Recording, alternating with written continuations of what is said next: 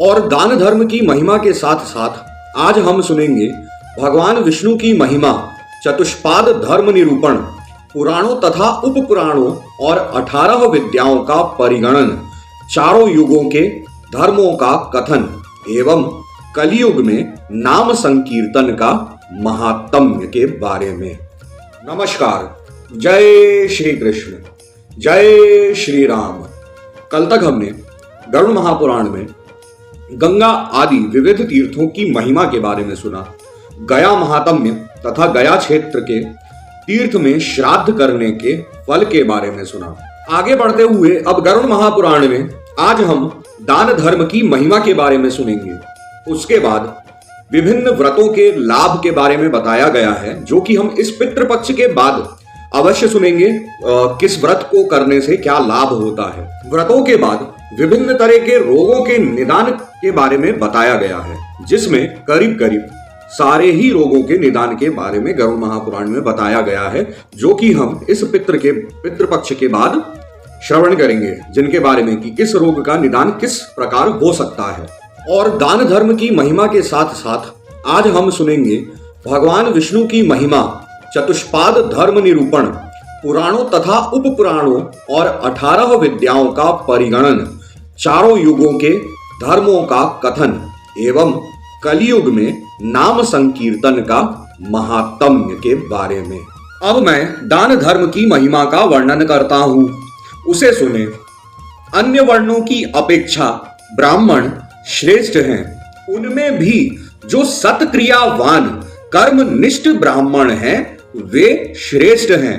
उन कर्मनिष्ठों में भी विद्या तथा तपस्या से युक्त ब्रह्म तत्ववेत्ता श्रेष्ठ तथा सत्पात्र हैं। गृहस्थ के द्वारा गौ, भूमि, धान्य तथा सुवर्ण आदि का दान सत्पात्र को उसका पूजन करके दिया जाना चाहिए।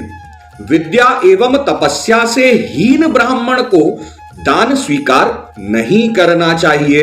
इस प्रकार दान लेने पर वह प्रदाता और स्वयं को अधोगामी बना देता है। प्रतिदिन उपयुक्त पात्र को दान देना चाहिए। निमित्त सूर्य ग्रहण, चंद्र ग्रहण आदि विशेष अवसर उपस्थित होने पर विशेष रूप से अधिक दान देना चाहिए। किसी के याचना करने पर भी यथाशक्ति अपनी श्रद्धा के अनुसार दान देना चाहिए। सुवर्ण से अलंकृत सींगों वाली, चांदी से मढ़े हुए खुरों वाली, सुंदर वस्त्राच्छादित, अधिक दूध देने वाली सुशील गौ का यथाशक्ति दक्षिणा के साथ दान करना चाहिए। और दान देते समय साथ में कांस्य पात्र भी देना चाहिए। सींग में 10 सौवर्णिक 160 माशा सोना तथा खुर में 7 पल चांदी लगाना चाहिए एवं दोहन पात्र 50 पल कांसे का होना चाहिए। गौ का बछड़ा भी अलंकृत होना चाहिए। गौ रोग रहित तथा सवत्सा होनी चाहिए। यदि बछड़ा ना हो तो स्वर्ण या पिप्पल काष्ठ का बाछा या बाछी बनाकर देना चाहिए। ऐसा करने से प्रदाता बछड़े के शरीर में स्थित रोम संख्या के अनुसार उतने ही वर्ष पर्यंत स्वर्ग का उपभोग करता है। यदि गौ कपिला भूरे रंग की होती है तो वह दाता के 7 कुलों का उद्धार कर देती है। जब तक प्रसव कर रही गौ की योनि में बछड़े के दोनों पैरों सहित मुख दिखाई देता है और जब तक वह गर्भ का प्रसव नहीं कर देती है, तब तक गौ को पृथ्वी के समान ही मानना चाहिए। सामर्थ्य के अभाव में स्वर्णमय सींग आदि से युक्त गौ का दान यदि न किया जा सके तो भी रोग रहित हृष्ट पुष्ट दूध देने वाली धेनु अथवा दूध न देने वाली गर्भिणी गौ का जो दान करता है वह स्वर्ग लोक में महिमा मंडित होकर निवास करता है। थके हुए प्राणी की आसन आदि दान के द्वारा थकान दूर करना, रोगी की सेवा करना, देव पूजन करना, ब्राह्मण का पाद प्रक्षालन करना तथा ब्राह्मण द्वारा उच्छिष्ट किए गए स्थान और पात्र का मार्जन कृत्य विधिवत दिए गए गोदान के समान फलदायक होता है। ब्राह्मण के लिए जो अभिष्ट हो उसे वह वस्तु प्रदान कर प्रदाता को स्वर्ग लाभ लेना चाहिए। भूमि, दीप, अन्न, वस्त्र और घृत के दान से प्रदाता लक्ष्मी प्राप्त कर सकता है। घर, धान्य, छाता, माला, उपयोगी वृक्ष, यान यानी कि सवारी, यान जो है, घृत, जल, शैया, कुमकुम, चंदन आदि प्रदान करने से स्वर्ग लोक में प्रतिष्ठा प्राप्त होती है। सत्पात्र को विद्या प्रदान करने वाला देव दुर्लभ ब्रह्मलोक को प्राप्त करता है। मूल्य लेकर भी वेदों के अर्थ, यज्ञों की विभिन्न विधियों को संपादित करने वाले तथा शास्त्र और धर्म शास्त्रों को लिखने वाले ब्रह्मलोक को प्राप्त करते हैं। वेद शास्त्र ही संसार के मूल व्यवस्थापक हैं। इसी कारण ईश्वर ने सबसे पहले इन्हीं की सृष्टि की। अतः सब प्रकार का सत प्रयत्न करने के वेदों का अर्थ संग्रह करना चाहिए, अर्थात वेदों के तात्पर्य को समझने के लिए भली भांति प्रयास करना चाहिए। जो अधिकारी इतिहास अथवा पुराण लिखकर दान देता है वह ब्रह्म दान के समान प्राप्त पुण्य का द्विगुणित पुण्य प्राप्त करता है, मतलब इंटू 2 पुण्य प्राप्त करता है। द्विज को नास्तिकों के वचन, कुतर्क तथा प्रकृत और म्लेच्छ भाषा भाषित वचन नहीं सुनने चाहिए, क्योंकि ये शब्द द्विज को अधोगति में ले जाते हैं। दान ग्रहण करने का सामर्थ्य रहने पर भी जो लोग दान ग्रहण नहीं करते वे लोग उन्हीं लोगों को प्राप्त करते हैं जो दान दाता को प्राप्त होते हैं। कुश, शाक, दूध, गंध तथा जल ये वस्तुएं बिना मांगे यदि उल्टा, पतित, नपुंसक एवं शत्रु के अतिरिक्त किसी दुष्कृति के द्वारा भी दी जा रही हैं तो भी इनका प्रत्याख्यान नहीं करना चाहिए। यदि कोई सुकृति इन्हें बिना याचना के दे रहा है तब तो इनके प्रत्याख्यान का कोई प्रसंग ही नहीं है। देवता तथा अतिथि की पूजा करने के लिए, अपने माता पिता आदि के भरण पोषण के लिए तथा अपने जीवन की रक्षा के लिए पतित आदि अत्यंत कुत्सित को छोड़कर अन्य सभी से जितना आवश्यक है उतना प्रतिग्रह कर लिया जा सकता है। अब हम भगवान विष्णु की महिमा, चतुष्पाद, धर्म निरूपण, पुराणों तथा उपपुराणों और 18 विद्याओं का परिगणन, चारों युगों के धर्मों का कथन एवं कलयुग में नाम संकीर्तन का महात्म्य के बारे में सुनेंगे। श्री ब्रह्मा जी ने कहा, हे व्यास, मुनियों द्वारा भक्ति पूर्वक आचरण किए गए उन धर्मों को मैंने कहा जिनसे भगवान विष्णु प्रसन्न होते हैं। सूर्य आदि देवों की पूजा, पितृतर्पण, होम तथा संध्या वंदन से धर्म, अर्थ, काम और मोक्ष इस पुरुषार्थ चतुष्टय की सिद्धि प्रदान करने वाले भगवान विष्णु स्वयं भक्तों को प्राप्त हो जाते हैं। भगवान विष्णु धर्म स्वरूप ही हैं। पूजा, तर्पण, हवन, संध्या, ध्यान, धारणा आदि जो भी सत्कर्म हैं वे सब हरि ही हैं। सूत जी ने कहा, हे शौनक, मैं चारों युगों के धर्मों का वर्णन करता हूं, आप सुने। यह बहुत महत्वपूर्ण है, हमारे कलयुग के बारे में भी बताया गया है, वह भी सुनिएगा आप सभी। 4000 युगों का एक कल्प होता है। इसको ब्रह्मा का एक दिन माना गया है। कृतयुग, त्रेता, द्वापर तथा कली ये 4 युग होते हैं। कृतयुग में सत्य, दान, तप तथा दया इन 4 पादों से धर्म अवस्थित रहता है। धर्म का संरक्षण करने वाले हरि ही हैं। इस रहस्य को जानकर जो लोग संतुष्ट रहते हैं वे ही ज्ञानी हैं। सत्ययुग, कृतयुग में मनुष्य 4000 वर्ष तक जीवित रहते हैं।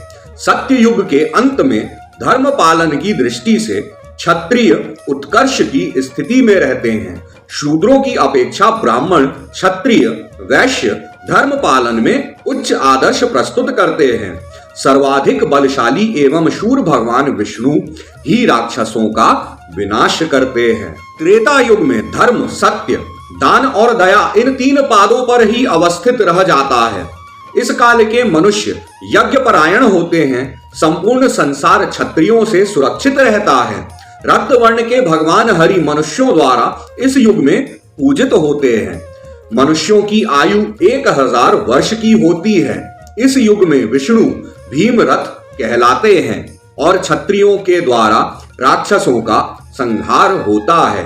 द्वापर में धर्म की मूर्ति दो पादों पर अवस्थित रहती है। इस युग में अच्युत भगवान विष्णु पीत वर्ण धारण करते हैं।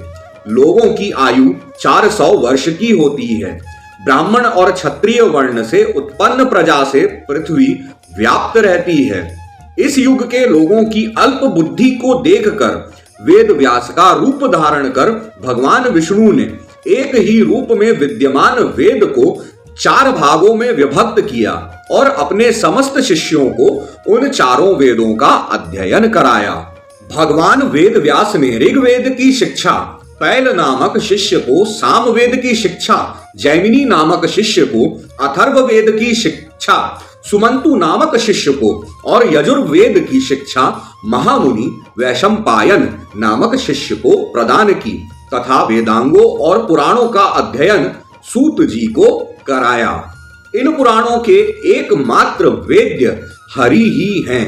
ये 18 पुराणों के रूप में विभक्त हैं। सर्ग, प्रतिसर्ग, वंश, मनवंतर और वंशानुचरित ये पुराणों के 5 लक्षण हैं। ब्रह्म, पद्म, विष्णु, शिव, भागवत, भविष्यत, नारदीय, स्कंद, लिंग, वराह, मार्कंडेय, अग्नि, ब्रह्म वैवर्त, कूर्म, मत्स्य, गरुड़, वायु तथा ब्रह्मांड नामक 18 पुराण प्रसिद्ध हैं। मुनियों ने अनेक उपपुराणों की भी बात बताई है। उनमें सबसे पहला उपपुराण सनत कुमार के द्वारा कथित है। भगवान नरसिंह के द्वारा उपदिष्ट एक दूसरा उपपुराण है जो नरसिंह पुराण के नाम से भी प्रसिद्ध है। तीसरा उपपुराण स्कंद है। इसको भगवान शिव के पुत्र कुमार कार्तिकेय जी ने कहा है। चौथा उपपुराण शिव धर्मोत्तर नामक है जिसे भगवान नंदीश्वर ने कहा है। महर्षि दुर्वासा द्वारा प्रोक्त आश्चर्य अद्भुत पुराण तथा देवर्षि नारद जी द्वारा कथित नारद उपपुराण है। इसी प्रकार ब्रह्मांड, वारुण, कालिका, माहेश्वर, सांब, पराशर, मारीच तथा भार्गव नामक उपपुराण भी हैं। पुराण धर्मशास्त्र, चारों वेद, शिक्षा, कल्प आदि 6 वेदांग, न्याय, मीमांसा, आयुर्वेद, अर्थशास्त्र, गंधर्व शास्त्र तथा धनुर्वेद शास्त्र ये 18 विद्याएं हैं। पुराणम धर्मशास्त्रम च वेदास्त्वंगानि यन्मुने न्यायः शौनक मीमांसा आयुर्वेदार्थ शास्त्रकम। द्वापर युग के अंत में भगवान श्री हरि पृथ्वी के भार का हरण करते हैं। कलयुग में, ये जो अभी हमारा कलयुग चल रहा है, अब उस कलयुग के बारे में लिखा हुआ है। कलयुग में धर्म एक पाद पर अवस्थित रह जाता है। भगवान अच्युत कृष्ण वर्ण के होते हैं। उस काल में लोग दुराचारी और निर्दय होने लगते हैं। मनुष्यों में सत्व, रज तथा तम ये तीनों गुण दिखाई देते हैं।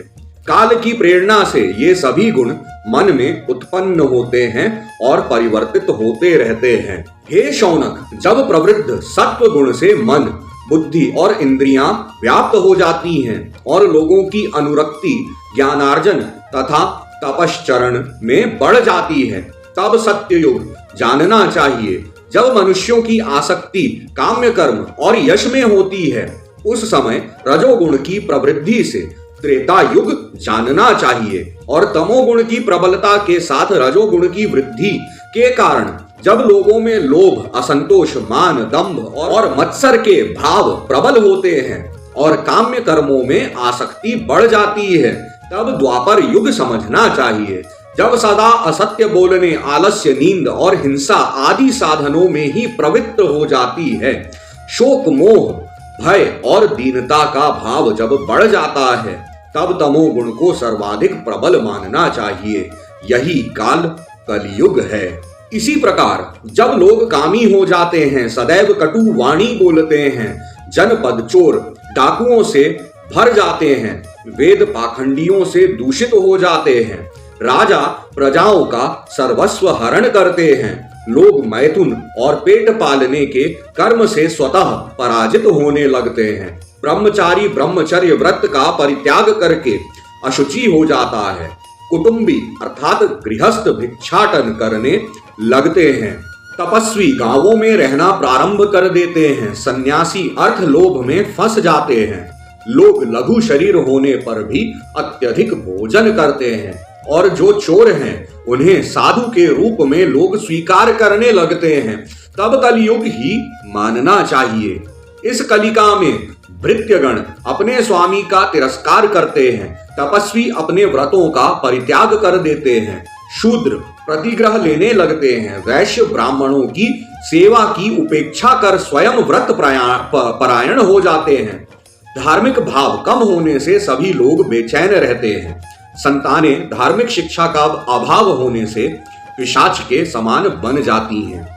अन्याय से अर्जित भोजन के द्वारा अग्निदेव को आहुति, देवताओं को नैवेद्य तथा द्वार पर आए हुए अतिथि देव की पूजा होती है। तब कलयुग समझना चाहिए। हे शौनक, कलयुग के आ जाने पर लोग अपने पितरों को जल तक नहीं देंगे। सभी प्राणी स्त्री के वश में हो जाएंगे। सबके कर्म शूद्रवत होंगे। इस कलिकाल में स्त्रियां अत्यधिक संतानोत्पत्ति करने वाली और दुर्बल भाग्य वाली होंगी तथा बड़ों की आज्ञा का उल्लंघन उनका स्वभाव होगा। ऐसा स्वभाव हो जाने पर यदि उनकी निंदा की जाएगी तो वे उसके प्रति गंभीर न होकर उपेक्षा भाव अपनाएंगी। वे इस उपेक्षा भाव को अपना सिर खुजलाकर व्यक्त करेंगी। कलयुग के मनुष्य भगवान विष्णु की पूजा नहीं करेंगे। उन सभी का विश्वास पाखंड में बढ़ जाएगा।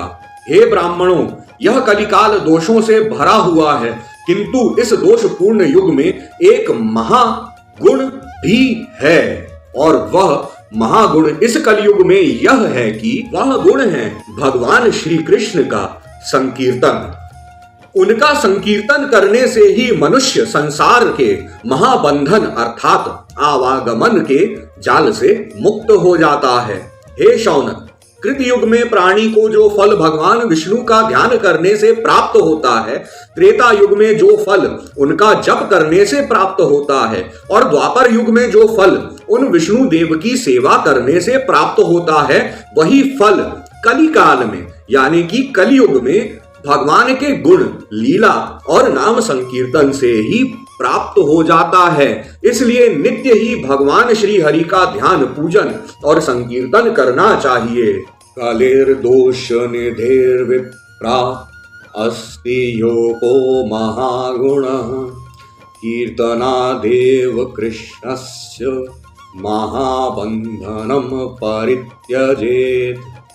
कृते ध्यायतो विष्णुं त्रेतायां जपतः फलं द्वापरे परिचर्यायां कलौ तद्रिकीर्तनात्। तस्माद्यये यो हरिर्नित्यं गेयः पूज्यश शौनक। आज गरुड़ महापुराण की कथा को यहीं पर विश्राम करते हैं। यह गरुड़ महापुराण की कथा हम पितृपक्ष में पितरों के कल्याण के लिए और उनका आशीर्वाद हम पर हमेशा बना रहे, इसके लिए कर रहे हैं। आप सभी हमारे साथ जुड़े रहें और कमेंट में जय श्री कृष्ण राधे राधे लिखते रहें और गरुड़ महापुराण का श्रवण करके खुद का भी और अपने पितरों का भी कल्याण और उद्धार करें। आप सभी का बहुत बहुत धन्यवाद।